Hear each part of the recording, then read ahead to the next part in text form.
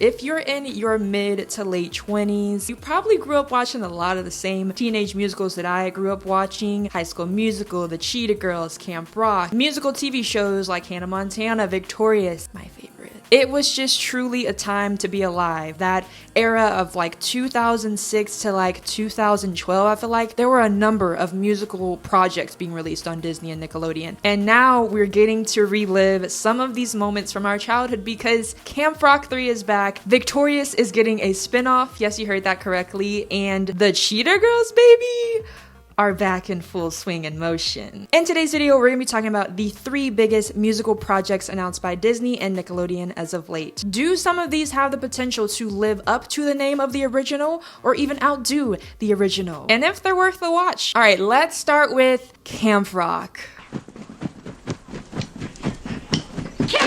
Honestly, I think people forget just how big Camp Rock was. It came out in the same year, and I think Disney's most successful musical project ever to be released was ending, which is none other than High School Musical. High School Musical was the Disney musical of the time. And in 2008, High School Musical was getting its 3rd and final film in theaters, which was a moment. It was clear at that time Disney was not ready to let go of the musical hype. And with that came Camp Rock did premiere in the same year that the 3rd and final High School Musical film premiered in theaters in 2008. Camp Rock still sits among some of the greatest Disney Channel original musical series that have ever been released. And the cast was stacked. I mean, if you think about it, the Jonas Brothers were truly everywhere in the early 2000s, and that sweet spot of 2008 to like 2011 or 12. Demi Lovato also was having the probably biggest years of her life on Disney because at the time of 2008, not only was Camp Rock being released, but big Disney projects like Sunny with a Chance and the Princess Protection Program were all stacked up right in a row after each other. And Demi, while not like the biggest Disney girl of her time, was always in the conversation of the top 3. In those years between like 2006 to I want to say 2011, you had Miley Cyrus, of course, with Hannah Montana, Selena Gomez with her musical career taking off, and of course Wizards of Waverly Place, and then Demi sitting right in that comfortable 3rd spot for the biggest Disney girls of her time. Also in the cast of Camp Rock, you also had standouts like Allison Stoner, which if you don't know who Allison Stoner is, girl, did you really grow up watching the Step Up franchise? She was in, I think, the 4th and the 3rd and the 5th one. Nonetheless, this cast was stacked. And even if the movies were a little cheesy, she's really good. Okay, very cheesy, we absolutely loved every second of it. This is real, this is me, gonna let the light shine on me. She's really good. Even now, yes, almost 20 years later in 2028, we'll be celebrating the 20th anniversary of the first film of Camp Rock. People still reference Camp Rock, from the online memes to the songs, the dance numbers, the Disney's. And now, with the 3rd Camp Rock film set to release on Disney Plus, we get to relive the magic of the first 2 films. I hope. Let's check out what Camp Rock 3 has to offer. And then 3! We figured we'd find our opening act right here. One shot, this is the moment. Girl, let me tell you, I'm actually excited. So far from these trailers, while we don't have a confirmed appearance from Demi Lovato as Mitchie, we do have all 3 Jonas Brothers returning, and at least Demi is an executive producer on the project, which I feel like means she's gonna make some sort of appearance. She's gotta. After watching the trailer for Camp Rock 3, it just feels like Camp Rock. I don't know, from the musical numbers to the big dance scenes across the campgrounds, it just feels very reminiscent of Camp Rock 1 and 2. And I loved how in the Camp Rock 3 trailer we kept getting glances from the first 2 films and kind of the history and making aspect of it all with these icons that came from Camp Rock. It honestly looks like it's filmed in the same location. Someone correct me if I'm wrong. It looks like it's the exact same location, or they just really did a great job at redressing the set and making it look like the original. For me, personally, it doesn't scream like cheap reboot. And I think a big reason for that initially is the Jonas Brothers and Demi having some sort of involvement with production. The timing feels right. It feels like it's being handled with care and the nostalgia that a lot of the original OG fans had when watching these films for the first time. It feels like they wanted to do it right, is what I'm saying. Now let's talk about the Camp Rock 3 cast, in particular one girlie, our leading lady. I believe her name is Leah Mani. She is going to be our leading lady, our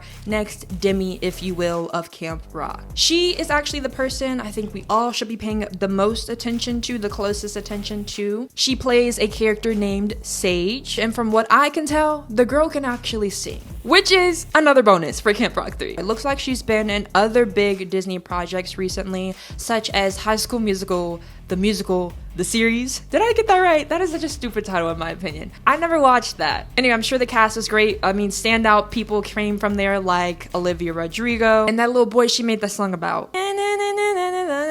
Pasture Street. As well as recently her appearance in Descendants, which is also not for me. I don't think I'm the target audience for that, honestly, but good for her. Looks like she's no secret to the world of musicals, which gives me some confidence that she's gonna handle this new role in Camp Rock 3 with tender love and care and attention to the nostalgia that this film brings for so many 20-something adult teens. Now, my biggest concern, I will say, with Camp Rock 3 is the potential of Demi not appearing. I do still feel like Demi and Joe were the faces of Camp Rock, even if we just get her towards the end, which I kind of hope we don't. I wish that we can get more bits and pieces of her throughout the film instead of just, surprise, Demi, like at Final Jam per se. I mean, I don't know if y'all seen with the recent Jonas Brothers tour that happened. I saw many clips of her doing surprise performances of one of their duet songs from Camp Rock. I know there's some history between Joe and Demi, but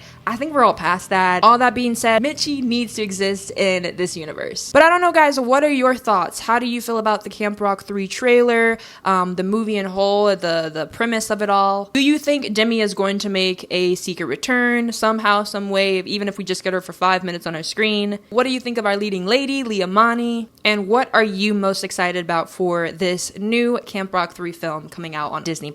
Now, let's talk about the Victorious spinoff.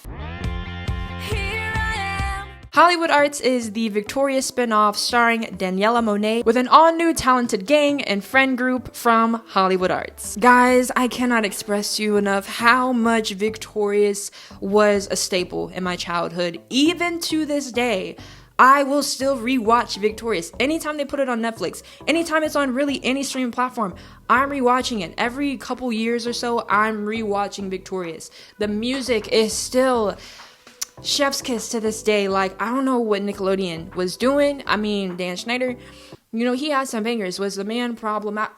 Absolutely. Victorious was just that show. I don't know. There's just something in it. I mean, look at the cast. We had standout people, like famous people to this day that are famous, like Ariana Grande, Leon Thomas, Victoria Justice herself, Liz Gillies. Like, a lot of the cast from the original series are well-known prominent actors or singer-songwriters in their industry, and it's just amazing to see how much talent truly came from the Victorious set. I still blast the soundtracks to this day. Go, go. Oh, oh, you're my number one girl. So the pressure is immensely high for this new Victorious spinoff, Hollywood Arts. Now, one thing I absolutely love about the Victorious spinoff, Hollywood Arts, is that we are getting at least Daniela Monet, who is reprising her role as Trina Vega, our new leading lady. And while Victorious has wrapped production, because previous to the announcement, I had already been following all of the cast of Victorious, Daniela included. And when the announcement was released for the Victorious spinoff, I immediately ran to her Instagram, and lo and behold, soon after, she started posting little updates about the progress on production and all of the things, and taking us behind the scenes, like really cool stuff, just showing like the new Hollywood Arts set and just moments of her hanging out with the cast and all of the behind the scene goodies. There is not yet a premiere or release date, but I did recently watch a clip from the Zach Sang show that hosted Daniela on there, talking about the new Victorious spinoff and what to expect. Let's check it out. We watch episode number 1. Where do we land? I basically see an opportunity at Hollywood Arts is coming in as a substitute teacher. There's probably some kids with some famous parents can get me in the door to being a superstar at some point, and in time find some purpose in that job. In this interview with Zach Sang, she talked exactly about kind of where Trina's at in her life and what's bringing her back to Hollywood Arts. And honestly, so far, I think the premise is a smart continuation and makes the most sense if we're making Trina our leading lady for this to be her kind of journey back to Hollywood Arts. But Daniela's presence and her being the leading lady is not at all what has me worried for or nervous for the new Hollywood Arts spinoff. Baby, it's the cast. When you look at the original cast of Victorious, it's very hard to not make comparisons to the original cast. And so for me, I'm already looking at the cast and drawing comparisons to the original and seeing who's gonna be the next Jade, who's gonna be the next Kat, who's gonna be the next Robbie, the next Andre, the next Beck. And the good news slash bad news in looking at early cast pictures is you can kind of spot the Jade of the group, the Kat of the group potentially, the next Beck slash Robbie, the next Andre for sure.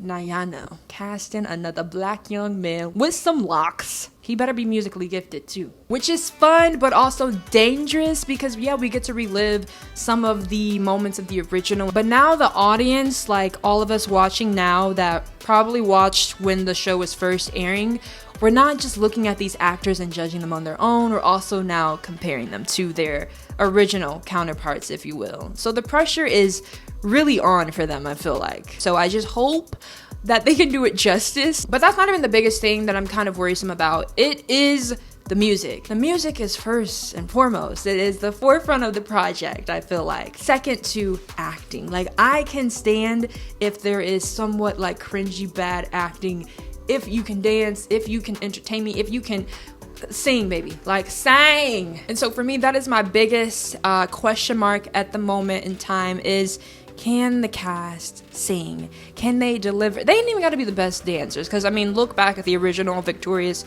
none of them was really coming with them moves, you know what I'm saying? Like, but the vocals were there. Like, almost everyone on the cast could hold a note or sing or play an instrument. Like, that was very important to the making of Victorious, and what made it so special for a lot of OG fans was the music. I don't think that's too much to ask for. Something that does make me super excited for this series though is over the years we've known, if you've been keeping up with the Victorious cast, we know that Victorious has always kind of been in the talks of having a reboot someday. They've all kind of spoke honestly outwardly of like loving the idea of getting together somehow and doing some sort of project to bring the whole cast back together. A lot of them were very open to the idea of that. And because of that, that does give me hope for the future of this series, that we are going to get some guest appearances. I think also in Daniela's interview with Zach Sang, she did mention that we are going to get a guest appearance. And will anybody from the old crew show up?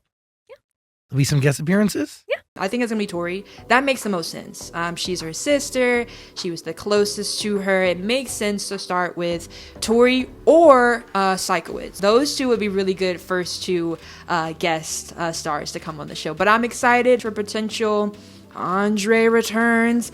I have no idea how they're gonna get Ariana Grande. I have no idea. She's got a lot going on right now. I don't want to hash that out right now. Even Liz Gillies, I feel like she would be down to come back and do some sort of thing as Jade. I think that that is the most exciting thing to come from the Victorious spinoff, is its potential. My biggest thing was like, if anyone ever wants to be involved, like there was never a door there. It couldn't be more open. I'm still worrisome about the big things being the cast and if they can truly kind of live up to the hype of some of these old characters, OG characters, and if they can sing, if they got the talent in them. It can't be on them, it gotta be in them. Like, I want the white girl point. I want it all. But right now, seeing that we don't have an official teaser or trailer for the Hollywood Arts Victorious spinoff, all we can really go off is kind of the cast pictures and some of the behind the scenes moments. I'm just gonna remain hopeful. I care about your opinion. What do you think about this new Victorious spinoff? Do you think it is gonna be successful? Is there anyone from the cast that you particularly have your eyes on? Do you like the premise of the show? Do you like Trina being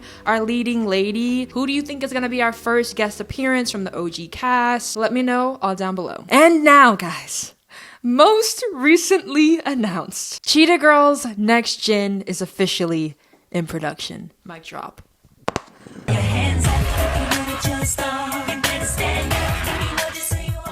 Cheetah Girls literally shaped me. I wanted to be a Cheetah Girl. It is safe to say Cheetah Girls is probably also up there with High School Musical for me in terms of level of iconicness. Soundtracks were amazing, primarily in the first two films. The third film gets a little murky because then we don't have the presence of Galleria, Raven-Symoné, which we're not going to talk about. We're going to be talking the first two anyway. First two, loved down. Second one, particularly for me, was the best one. I think it had the best soundtrack. I think it had the best kind of premise. They weren't trying to win no little measly school talent show, girl. They was trying to win big in Europe, girl, in Spain. Literally, guys, I just watched Cheetah Girls 2 like 2 weeks ago. Hands down, one of Disney's best musicals of all time, and I especially love that it's like the only Disney musical that features an all-female cast, like an all-female ensemble of talent. And look at the diversity of the talent as well. We got Caucasian, we got Latina, we got black, we got, you know, thin and a little thicker. It was really a beautiful mix of girls at the time. They had the chemistry, they had the moves, they had the songs, they had the attitude. They were literally, if you were to compare them to dolls, they wouldn't be Barbies, they'd be brats. And for me, that's really the word that I keep coming back to is attitude, swagger, brats, that sort of energy. And if we look at the cast that has just been announced, I want to give all of these little baby girls the deepest love and gratitude and respect and ushering them into the Cheetah Girls world. But I do fear that the attitude ain't there right now. I mean, truly, if you look back at the original films, the Cheetah Girls truly had this confidence to them, this unbeatable sass attitude, just level of like, I'm here, like diva, all the way down from their look to the way they talked, to the way they sang, to the way they moved. It was very important to the film. And so now seeing this new cast, I am a little bit concerned. We got the cast pictures, who's gonna play the next Cheetah Girls. I'm not too sure exactly if they can hold up to the original Cheetah Girls right now. Just looking at them, it feels a little bit lackluster, and I say that with the utmost respect to these young girls. It is very sensitive for us OG fans, I feel like. Obviously, this is a very recent new project announced. I think it was just announced like a couple, 3 weeks ago, and so production is just now really getting started on this, and filming is really starting, and so I hope that they will listen to some of the fans and really try to embody as much as they can the magic of the first two films. While we do have confirmed attendance and reprising roles of Raven-Symoné with Galleria and Adrienne Ballon, I think is her name, reprising her role as Chanel, and even Sabrina Bryan reprising her role as Dorinda, while we have confirmed attendance from those three original Cheetah Girls, y'all, we just cannot seem to get a film since the second Cheetah Girls, where all of them are in the same film together since Cheetah Girls 2. With the third film, Raven was out, and now with this Cheetah Girls Next Gen, Keely is now out, who played Aqua. She was not announced to be reprising her role as Aqua in this fourth installment. Honestly, I think there's been a lot of drama over the years. I'm not here to really talk about that, but I just think it's a shame that they couldn't put aside their differences. Like, it's been a while. Apparently, these ladies just could not make it work for the fourth film, and so here we are with another film, yet again, just featuring three of our Cheetah Girls. Now, there's not a lot of whole information out on the Cheetah Girls Next Gen really at all, just because it's very fresh. They had just announced it. They're now in production and really filming everything, and so we don't really have any teasers or trailers to really go off of, or any big press interviews talking about the entire premise of the series. But we do know that Raven-Symoné and Adrienne Ballon are going to be mothers to two of the girls, I think, in this next Cheetah Girls Next Gen, which is fun. I love that. I'm not exactly sure where Dorinda's character is going to fall in this reboot. I know that she's also not really signed on as like the main cast of this reboot. It's mostly Raven and Adrienne's project right now, if I'm being honest. From what we know, that could change. Dorinda could end up being in a huge chunk of the film. We'll just have to see. Now, a lot of people are actually genuinely upset that the Cheetah Girls themselves, as the OGs, didn't just make a film of them kind of getting back together. And while I would have loved that, like in theory, in practice, I just don't think it works as much. If we look at where everyone is in their lives right now, I just don't think that a lot of them are willing to get back into the big dance scenes and musical numbers. Like, a lot of that takes stamina, and it can be easily spotted if you are not where you used to be. I don't even think Raven releases music anymore. I know Adrian maybe did some musical performances here and there, but not a lot of them are like really active in any sort of music industry right now. And for them, it would kind of have to feel like they're stepping back into something and trying to put their old selves back on. And I just don't know that that would come as naturally as we all think it may be. I'm not trying to age anybody either. I'm trying to be very respectful. It would feel like a heavy task, I feel like. So I think that they did do the best with recasting the Cheetah Girls per se for this next film. Of course, we still may get some musical numbers and dance scenes and moments and singing moments with hopefully Galleria and Chanel's characters. They got to show the new ones how it's done. But what are your guys' thoughts? I know that the Cheetah Girls is a very, very nostalgic film for us all, and so seeing this new cast, seeing the kind of the early workings of production, seeing who's reprised their roles and who hasn't, what are your thoughts about this Cheetah Girls Next Gen movie? Do you think it's gonna be a success? Do you think it's gonna be a flop? I think at least we know that Raven herself and Adrian are heavily involved in the production of this. Hopefully they're able to listen to some of the OG fans and this hopefully not just be a huge cash grab, because for them this was a huge part of their lives, their careers in their early 20s, and hopefully just want to relive some of that nostalgia and recreate those moments for the OG fans. But what do you think, guys? Overall, I am very excited for this new wave of Disney and Nickelodeon musical projects that are making a return to our screens.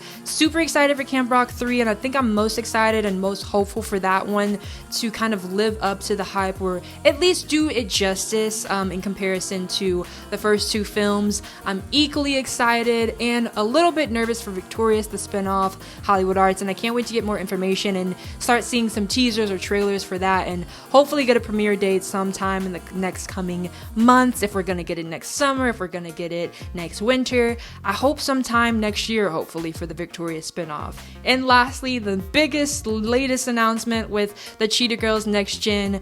We have no idea exactly when that is gonna be coming to our screens, but I'm just excited, guys. This is the time to be alive. I love me a musical. But now I want to hear from you guys. What musical project are you most excited about coming back to your screens? Do you think some of these projects making a return to our screens are cash grabs, hidden beyond nostalgia? Which of these projects do you truly think have the potential to live up to or come close to the name of the original? Let me know all down below. And with that, thank you guys so much for watching today's video. If you made it all the way to the end, literally love you so much. I'll see you in my next video. Bye.